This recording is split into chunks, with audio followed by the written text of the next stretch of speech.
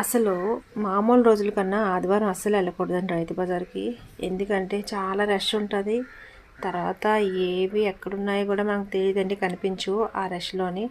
వీళ్ళని తప్పించుకొని వెళ్ళబోసరికి మన టైం అంతా వేస్ట్ అయిపోద్ది అనమాట. ఇంకైతే మాత్రం సండే వెళ్ళకూడదని నిర్ణయించుకున్నానండి. ఇవేవో గులాబ్ జామున్ కాయలే అన్నారండి, ఇవి తీసుకున్నాను. ఎలా ఉంటాయో చూడాలి. అలాగే జామకాయలు కూడా అక్కడ తీసుకున్నాను, బాగున్నాయి. నాకు జామ కాయల కన్నా పళ్ళు లాంటి కన్నా కొంచెం ఒక మీడియంలో ఉంటాయి కదా, అది ఇష్టం అండి. తర్వాత ఇంకో నమ్మలేని నిజం ఏంటంటే, నేను డ్రాగన్ ఫ్రూట్ ఇంతవరకు నేను తినలేదండి.